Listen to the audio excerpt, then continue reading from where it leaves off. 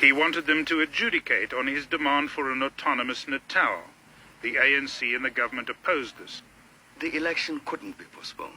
You had millions of people who had focused on these election days as days of liberation. And you couldn't say postpone the day of liberation because the IFP and Chief Buthelezi are not yet ready. The government, which had moved troops into KwaZulu, would not budge, and with less than a month to go before the election, Buthelezi was faced with a stark decision if he continued to hold out.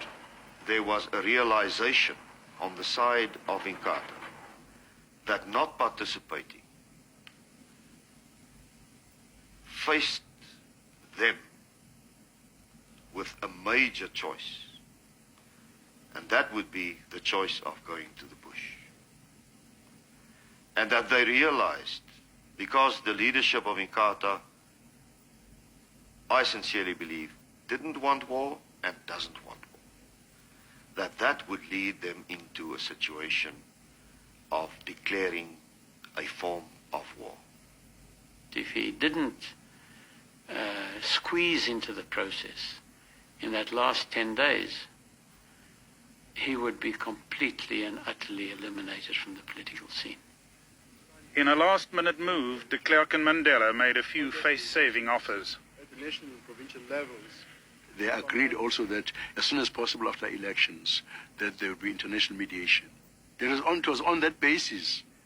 Because then, for me, from the point of view of a politician, it was very stupid of me at that point, without canvassing, without voter education, without any money, to then undertake to participate in an election, even a few days' time. But I had no excuse whatsoever for not doing so. With 8 days to go, a great burden of fear slipped away. The threat of the country descending into chaos at last receded. Inkatha, the election's last formidable opponent, would participate. To add them to the ballot paper, 80 million stickers had to be printed. More than 19 million people voted. The ANC won 63%, the National Party 20%, Inkatha 10%. De Klerk, who became the second of two deputy presidents, reflected on the transition he had initiated.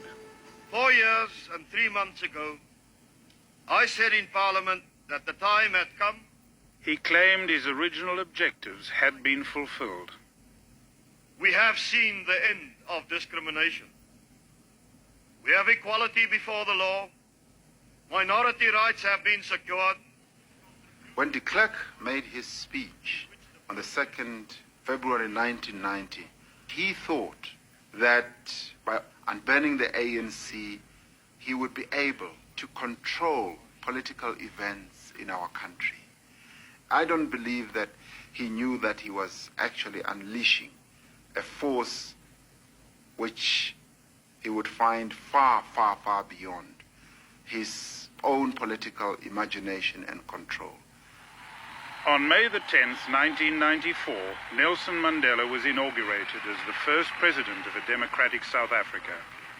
The whole world, from US Vice President Al Gore to Fidel Castro, came to Pretoria, the capital which for half a century had been an international outcast. New ministers, allies, and former rivals were in attendance. Mandela's new government was formed in line with Joe Slovo's compromise. Slovo himself, by now gravely ill, was in the cabinet.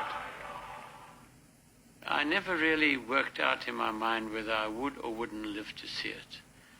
But I thought always that it was within the realm of possibility that I would live to see the transformation that has taken place.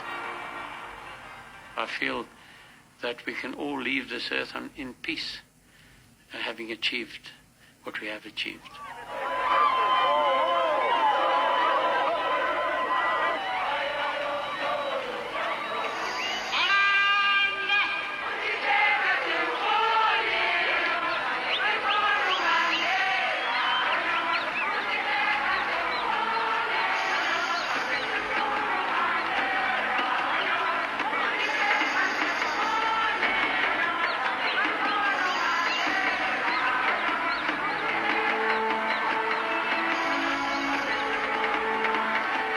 a little bit of education.